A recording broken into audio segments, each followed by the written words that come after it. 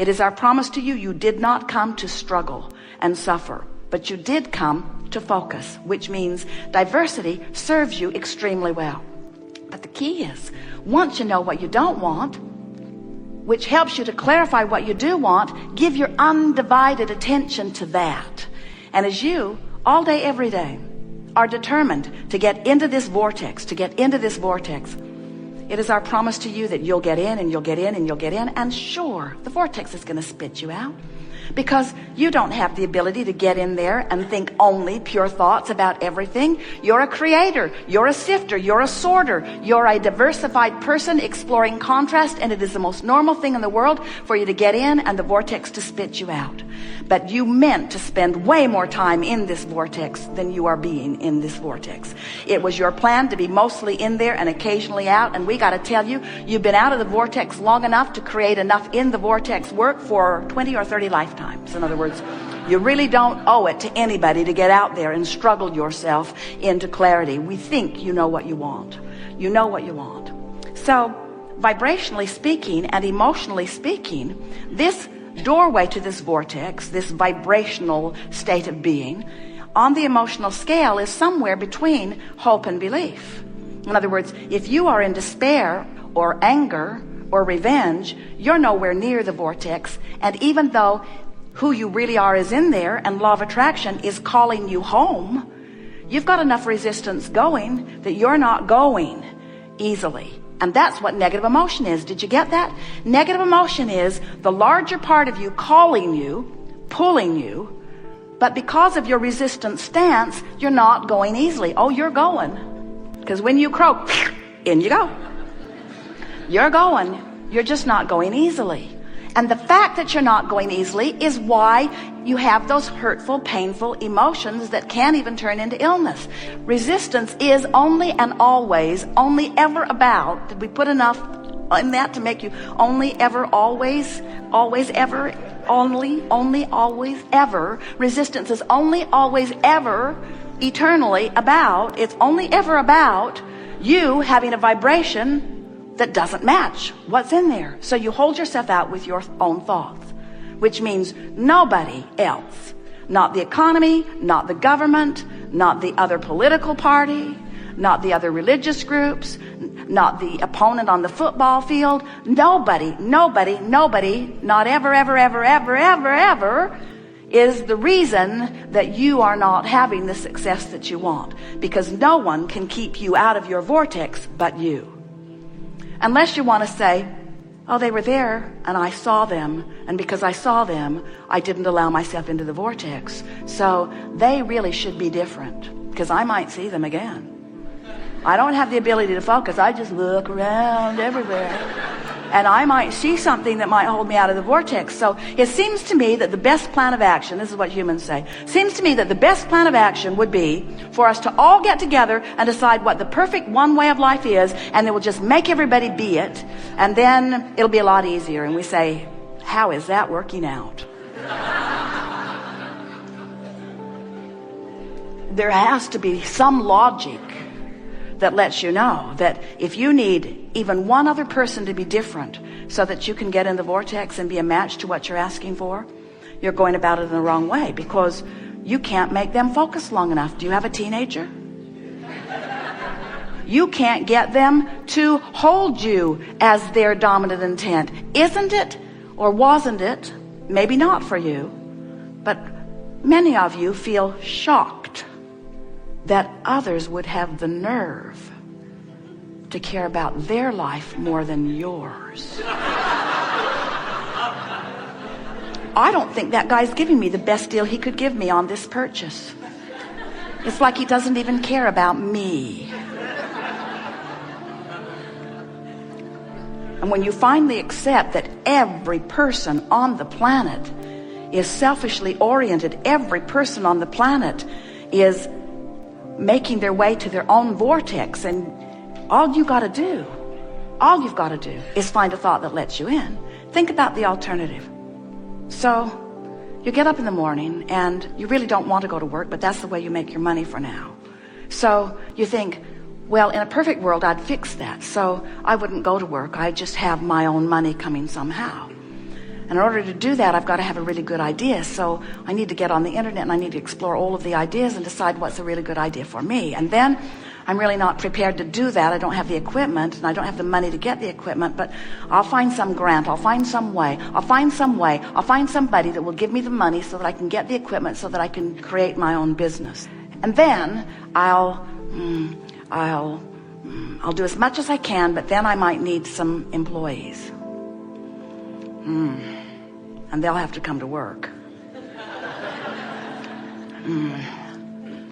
I'm having a hard time working this out because I'm doing this whole thing because I don't want to work. So they probably won't want to work either. So I'll get back on the internet and I'll find those who want to work. That's what I'll do. I'll find those who want to work, and I'll create a business that will be big enough that then they can come and they can work. And we say, or you could just get in the vortex. You could just get in the vortex. You could just find a way of finding a thought that doesn't feel uncomfortable and let the universe who has much better than a Google search engine,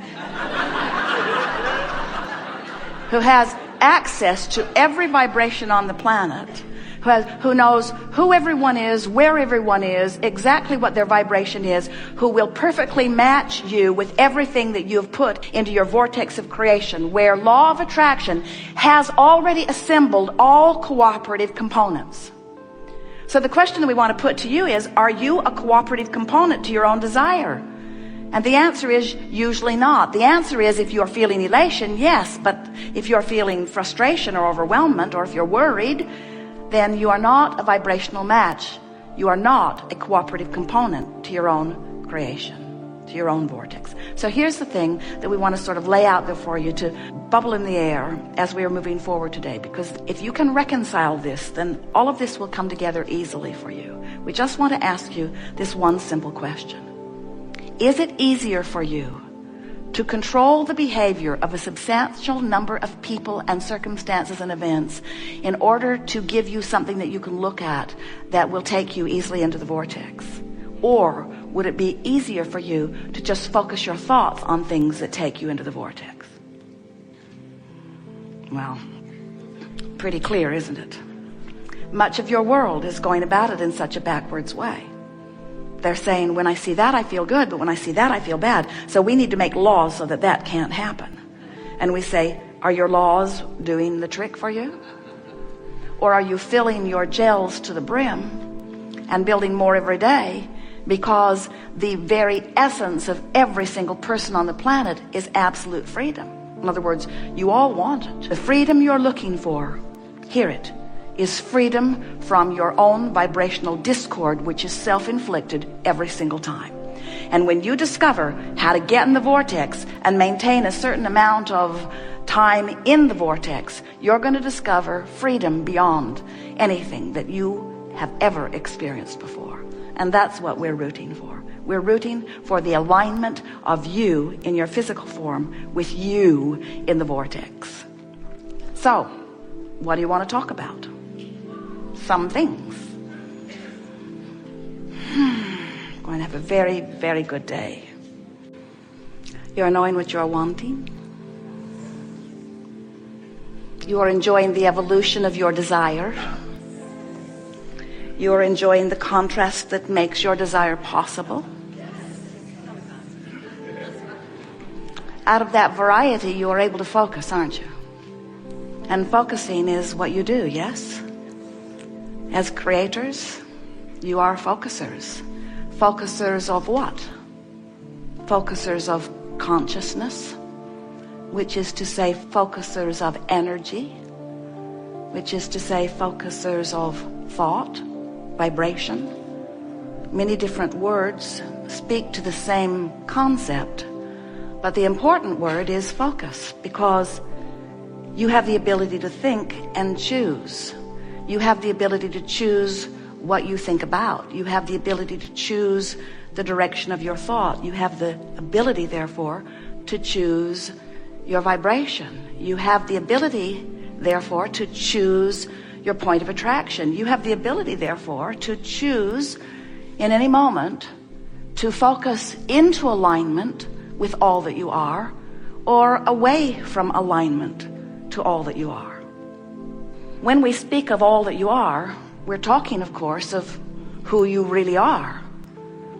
You're beautiful in your bodies, but the physical part of you is an extension of all that you really are. You were source energy before you came forth into this body, and a part of that consciousness, thought, was focused into this physical body that you now claim as the personality that you know as you.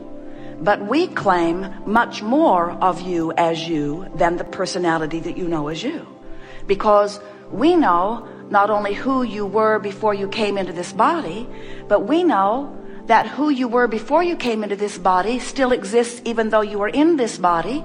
And further, we know that even though you are now in this body, exploring contrast and giving birth to new expansion, that non-physical part of you is what you were and all that you've asked for since. So this non-physical part of you is so much more than you know here in this physical body. But when you are in this physical body, you could be all of it. You have the ability to focus yourself fully into all that you were and are. Now, what we mean by that is, in this physical body, your life causes you to know what you don't want, and therefore to know what you do want. It is really fun to watch you, every consciousness that you are, whether you are human or one-celled organism. You are always standing in your place with your experience around you, coming consciously to new preferences about what would be better. And as each preference is born from you, when someone's rude to you, you prefer that the world be nicer. When you are sick, you prefer that you be well. When you don't have enough of something that you want, you prefer that a way to find it appears. And so the preferences are constantly being born, and as these preferences or requests or hopes or dreams or questions, whatever you want to call it, as these questions come forth from you, the non-physical part of you literally becomes the equivalent of your furthest reaching request. So when we say you in your physical body have the ability to be all of that, what we really mean is you have the ability to choose thoughts that cause vibration, that allows connection to the furthest part of you. And that's what true blending is. That's what true enlightenment is. That's what being frisky is. When you are tuned in, tapped in, turned on to the fullness of who you are, that's when you are living as you intended to be. And anything less than that is off the mark. And that's why anything less than that produces within you guidance that shows you it's off the mark. That's what negative emotion is. Negative emotion means you, in your humanness, in your physicalness, are focused upon something that has a vibrational frequency that is preventing your full blending with who you really are. That negative emotion is your indicator you're off. And if it feels off, it's off. Off from what? Off from what others think? No. Off from what you thought before you were born? No. Off from what God or some other creator wants from you? No. Off from who you have become. Off from the fullness that you are. Off from your most expanded beingness. Off from the source energy that flowed into you and while in you became something more. In other words, what we're just saying to you, you got to keep up with you if you are to feel positive emotion, which means you're keeping up with you. When you feel frisky, you're aligned. When you feel love, you're in alignment. When you are appreciating, you're in alignment. In your joy, you're in alignment. In your hope, you're almost aligned, but not quite. In your belief, you're aligned. In your anger, not even close. In your despair, further still. In fact, the furthest that you can get is despair and depression, which is what powerlessness really feels like.